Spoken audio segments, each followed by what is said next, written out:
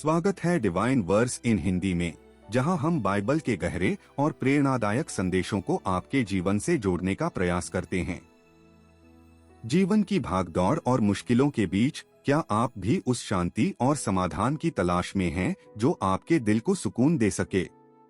क्या आप चाहते हैं कि आपकी परेशानियां खत्म हो और आप सफलता के रास्ते पर आगे बढ़ सकें? अगर हाँ, तो आज का यह वीडियो आपके लिए ही है। हम आज बाइबल के दो ऐसे अद्भुत वचनों की चर्चा करेंगे जिनमें न केवल शांति पाने की राह है, बल्कि जीवन की हर चुनौती का समाधान भी छिपा है। ये वचन आपके लिए मार्गदर्शक बन सकते हैं और हर उस मुश्किल घड़ी में आपका सहारा बन सकते हैं जब आप खुद को अकेला और असहाय महसूस करते हैं। तो हमारे साथ इस वीडियो में अंत तक बने रहें, क्योंकि आज हम आपको बताएंगे कि कैसे परमेश्वर का वचन आपके जीवन में चमत्कार कर सकता है। यह सिर्फ एक संदेश नहीं, बल्कि आपके जीवन को बदलने का एक अवसर है। अगर आप अपने जीवन में एक नई शुरुआत चाहते हैं, तो यह वीडियो आपकी प्रेरणा का स्रोत बन सकता है।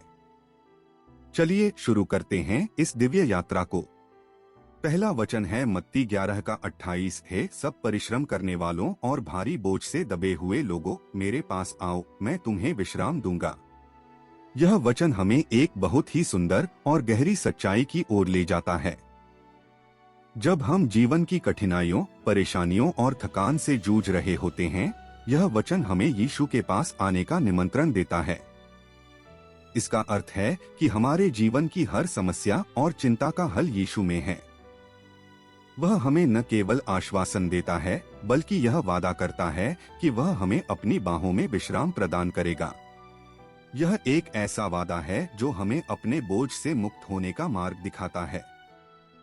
इस वचन का एक महत्वपूर्ण पहलू यह है कि यह हमें यह सिखाता है कि हमें अपनी समस्याओं को अकेले सुलझाने की कोशिश नहीं करनी चाहिए। हम अक्सर सोचते हैं कि हम खुद अपने जीवन की हर कठिनाई का समाधान निकाल सकते हैं। लेकिन सच्चाई यह है कि हम इंसान सीमित हैं और कई बार हमारी समस्याएं हमारे बस से बाहर होती हैं। ऐसे समय में हमें यह याद रखना चाहिए कि यीशु ने हमें आमंत्रित किया है कि हम अपनी परेशानियों को उनके सामने रखें। यह एक ऐसा निमंत्रण है जो हमें अपनी कमजोरियों को स्वीकार करने और परमेश्वर पर भरोसा करने के लिए प्रेरित करता है। कल्पना कीजिए एक बच्चा जो अपने माता पिता पर पूरी तरह से निर्भर रहता है। जब वह किसी कठिन परिस्थिति में होता है, तो वह तुरंत अपने माता पिता के पास दौड़ता है। क्यों? क्योंकि उसे अपने माता पिता पर भरोसा होता है कि वे उसकी मदद करेंगे। उसी तरह हमें भी अपने जीवन के बोझ और चिंताओं को परमेश्वर पर छोड़ देना चाहिए। जब हम यह स्वीकार करते हैं कि हमारी सीमाएं हैं और परमेश्वर असीमित है, तभी हमें सच्ची शांति का अनुभव होता है। एक उदाहरण के रूप में मान लीजिए कि आप एक कठिन परिस्थिति का सामना कर रहे हैं। यह आपकी नौकरी, परिवार या स्वास्थ्य से संबंधित हो सकता है। यह परिस्थिति आपको अंदर से तोड़ रही है और आपको यह समझ नहीं आ रहा है कि इसका समाधान कैसे निकाला जाए। ऐसे समय में आप इस वचन को याद करें, हे सब परिश्रम करने वालों और भारी बोझ से दबे हुए लोगों, मेरे पास आओ, मैं तुम्हें विश्राम दूंगा। इस वचन को अपने दिल में बसाएं और प्रार्थना करें। प्रार्थना में यीशु से कहें, प्रभु, मैं थका हुआ हूँ, मेरी समस्याएं मेरे बस से बाहर हैं। मैं आपके पास आता हूँ और अपनी सारी चिंताओं को आपके चरणों में रखता हूँ।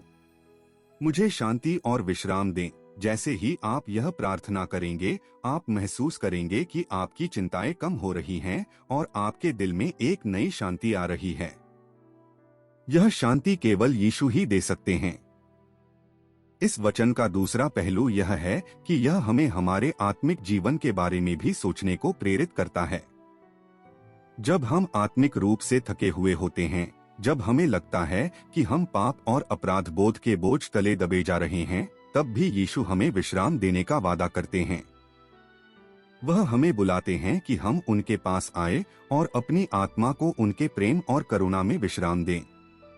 कल्पना करें कि आप एक लंबे और थकाऊ दिन के बाद घर लौटते हैं। आप थके हुए हैं, और आपको बस इतना चाहिए कि आप आराम से बैठ सकें और सारी थकान भूल जाएं। यीशु का यह वचन हमें बताता है कि वह हमारे आत्मिक जीवन के लिए वही विश्राम प्रदान करते हैं। वह हमें अपनी उपस्थिति में बुलाते हैं, जहां हमें शांति और ताजगी मिलती है। एक और उदाहरण लेते हैं। मान लीजिए कि आप किसी कठिन परीक्षा की तैयारी कर रहे हैं। आप दिन रात मेहनत कर रहे हैं, लेकिन फिर भी आपको लगता है कि आप पर्याप्त तैयारी नहीं कर पा रहे हैं। इस स्थिति में यह वचन हमें सिखाता है कि हमें अपनी मेहनत को जारी रखना चाहिए, लेकिन साथ ही साथ अपनी चिंताओं को परमेश्वर पर छोड़ देना चाहिए। प्रार्थना करें और कहें, प्रभु, मैंने अपनी तरफ से पूरी कोशिश की है, अब मैं इसे आपके हाथों में सौंपता हूँ। मुझे शांति दें और मेरी मेहनत को सफल बनाएं। आप देखेंगे कि आपका मन शांत हो जाएगा और आप और बेहतर तरीके से अपनी तैयारी कर पाएंगे। इस वचन का एक और महत्वपूर्ण पहलू यह है कि यह हमें याद दिलाता है कि यीशु केवल हमारी समस्याओं का समाधान करने वाले नहीं हैं, बल्कि वह हमारे जीवन के साथी हैं। वह हमारे साथ चलते हैं, हमारी परेशानियों को समझते हैं और हमें अपनी उपस्थिति से शक्ति प्रदान करते हैं। जब हमें लगता है कि हम अकेले हैं, यह वचन हमें याद दिलाता है कि हम कभी अकेले नहीं हैं। यीशु हमेशा हमारे साथ हैं। यदि आप अपनी जिंदगी में किसी बड़ी चुनौती का सामना कर रहे हैं, तो यह वचन आपको प्रेरित करता है कि आप अपने संघर्षों को परमेश्वर पर छोड़ दें। यह न केवल आपकी परेशानियों को हल करने में मदद करता है, बल्कि आपको अपने जीवन में एक नई आशा और विश्वास प्रदान करता है। अंत में यह वचन हमें यह सिखाता है कि शांति और विश्राम का असली स्रोत केवल परमेश्वर है। हमारे जीवन में चाहे कितनी भी परेशानियां क्यों न हो, यदि हम यीशु पर भरोसा करते हैं और उनके पास जाते हैं, तो हमें सच्ची शांति और विश्राम प्राप्त होगा। यह वचन हमें याद दिलाता है कि हमें अपने जीवन की हर चिंता को परमेश्वर के हाथों में सौंप देना चाहिए और उनकी उपस्थिति में शांति का अनुभव करना चाहिए।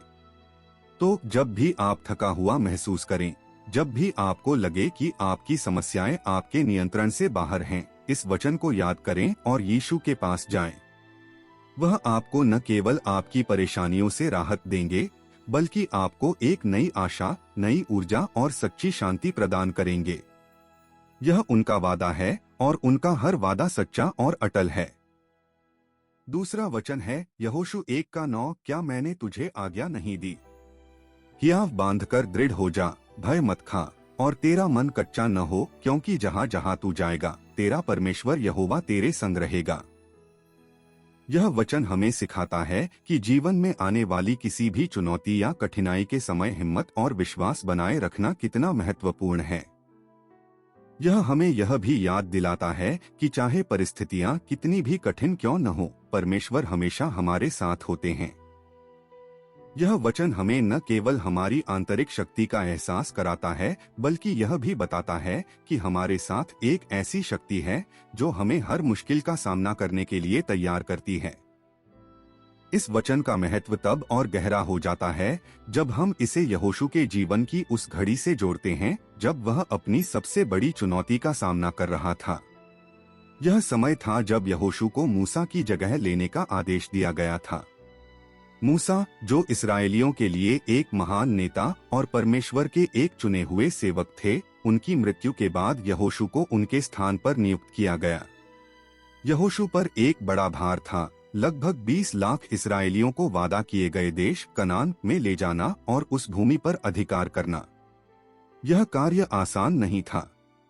यहोशू को न केवल इन लोगों का नेतृत्व करना था, बल्कि उन शत्रु जातियों का सामना भी करना था जो पहले से उस भूमि में बसे हुए थे।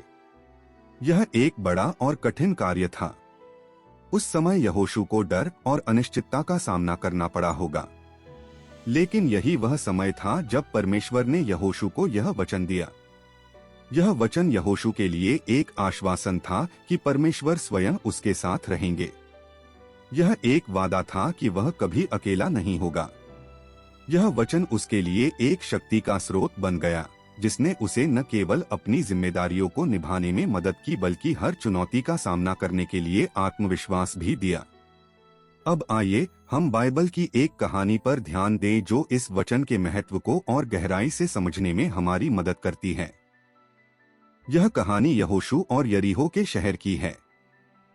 जब यहोशू ने कनान की भूमि में प्रवेश किया तो उनकी पहली चुनौती यरीहो का शहर था। यह एक मजबूत और सुरक्षित शहर था जिसकी चारों ओर ऊंची और मजबूत दीवारें थीं। इसे जीतना लगभग असंभव माना जाता था। परमेश्वर ने यहोशू को निर्देश दिया कि वह और उसकी सेना 6 दिनों तक शहर के चारों ओर चक्कर लगाएं और 7वें दिन 7 बार चक्कर लगाकर जोर से चिल्लाएं। यह योजना सैन्य दृष्टि से अजीब और असंभव लग रही थी, लेकिन यहोशू ने परमेश्वर पर विश्वास किया और उसी के अनुसार काम किया। पहले दिन यहोशू और उसकी सेना ने यरीहो की दीवारों के चारों ओर चक्कर लगाया। यह एक शांत और गंभीर समय था। यरीहो के लोग शायद यह सोच रहे थे कि यहोशू की सेना क्या करने वाली है, लेकिन यहोशू और उसकी सेना ने बिना कोई संदेह या सवाल उठाए परमेश्वर की आज्ञा का पालन किया। 6 दिनों तक यही प्रक्रिया दोहराई गई। 7वें दिन, जैसा कि परमेश्वर ने निर्देश दिया था, यहोशू और उसकी सेना ने 7 बार शहर के चारों ओर चक्कर लगाए। जब अंतिम चक्कर पूरा हुआ तो उन्होंने जोर से चिल्लाया और उसी क्षण यरीहो की दीवारें गिर गईं। यहोशू और उसकी सेना ने शहर पर विजय प्राप्त की। यह कहानी हमें दिखाती है कि यहोशू ने किस तरह से परमेश्वर के वचन पर विश्वास किया और उसका पालन किया। यदि यहोशू ने अपनी बुद्धि या सैन्य कौशल पर निर्भर किया होता तो शायद वह यरीहो को कभी नहीं जीत पाते, लेकिन उसने परमेश्वर पर भरोसा किया और उसके निर्देशों का पालन किया। परिणामस्वरूप वह एक असंभव कार्य को पूरा करने में सफल रहा। यह वचन हमें सिखाता है कि जब हम परमेश्वर पर भरोसा करते हैं और उसकी आज्ञाओं का पालन करते हैं तो कोई भी चुनौती असंभव नहीं होती। यहोशू ने दिखाया कि डर को दूर करना और परमेश्वर के साथ साहस और विश्वास बनाए रखना कैसे हमारी जीत का मार्ग प्रशस्त कर सकता है। आज भी हमारे जीवन में यरीहो की दीवारें हो सकती हैं। ये दीवारें हमारी परेशानियां, हमारे डर, हमारी असफलताएं या वे चुनौतियां हो सकती हैं जो हमें असंभव लगती हैं। लेकिन यदि हम यहोशू 1:9 के इस वचन को अपने जीवन में लागू करें तो हमें भी अपने जीवन की यरीहो की दीवारों को गिराने की ताकत मिलेगी। हमें याद रखना चाहिए कि परमेश्वर ने हमें हियाव बांधने और दृढ़ रहने की आज्ञा दी है। यह वचन हमें यह भी सिखाता है कि हमें अपने डर और अनिश्चितता का सामना कैसे करना चाहिए। जब भी हमें लगे कि हम अकेले हैं, जब भी हमें लगे कि हमारे पास आगे बढ़ने की ताकत नहीं है, तब हमें यह वचन याद रखना चाहिए। यह हमें यह आश्वासन देता है कि जहां कहीं भी हम जाएंगे, परमेश्वर हमारे साथ होंगे। यहोशू और यरीहो की यह कहानी हमें यह भी सिखाती है कि परमेश्वर की योजना अक्सर हमारी समझ से परे होती है। हमें उसके निर्देशों का पालन करने के लिए तैयार रहना चाहिए, भले ही वे हमें समझ में न आएं। परमेश्वर हमेशा हमारी भलाई के लिए कार्य करता है और उसका मार्गदर्शन हमेशा हमें विजय दिलाने के लिए होता है। इसलिए जब भी आप किसी कठिन परिस्थिति का सामना करें, यहोशू 1:9 को याद करें। इसे अपने दिल में बसा लें और इसे अपने जीवन का मार्गदर्शक बनाएं। परमेश्वर पर विश्वास रखें और हियाव बांधकर दृढ़ रहें, क्योंकि वह हमेशा आपके साथ है। दोस्तों, ये 2 वचन हमें सिखाते हैं कि शांति पाने और सफलता हासिल करने का सबसे अच्छा तरीका है परमेश्वर पर भरोसा करना।